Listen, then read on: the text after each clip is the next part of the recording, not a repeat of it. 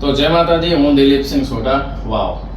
તો આજે વાત કરશું માનસિકતાની. લોકોની માનસિકતા કેવી છે એ પ્રમાણે કે તમે જોતા હશો કે સોશિયલ મીડિયામાં અત્યારે સોશિયલ મીડિયાનો બહુ વધારે પડતો વ્યાપ વધી રહ્યો છે અને એ સારી બાબત છે, પણ સારા જ્ઞાનને લોકો એક્સેપ્ટ નહીં કરતા. સારી વાતોને કોઈ પણ લોકો એક્સેપ્ટ નહીં કરતા. સારી વાત હોય એને જોઈને સ્કીપ કરી દે છે. અને જે મતલબ કે લેડીઝ કોઈ ફોટા મૂકે કે વિડીયો કે મુંજરાના ફોટા મૂકે એને લોકો વધારે જોવાનું પસંદ કરે છે.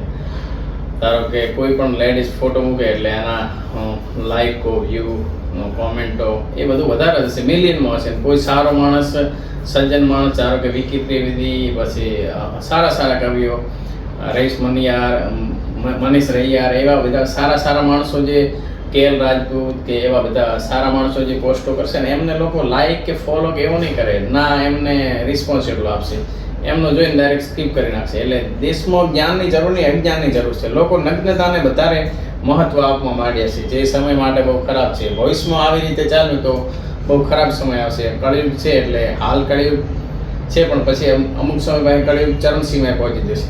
તો જેટલું બને એટલું ભક્તિભાવ ભગવાનથી નજીક રહો અને સત્યને સાથ આપો. જે સત્યને સાથ નહીં આપે ક્યારે ઉગરી શકવાના નહીં અને અસત્યના સથવારે નાશ પામી જવાના છે. તો બને એટલો સાચાને સપોર્ટ કરો અને સાચા અને સારાને સપોર્ટ કરો. બસ એ જ અસ્તુ. જય માતાજી.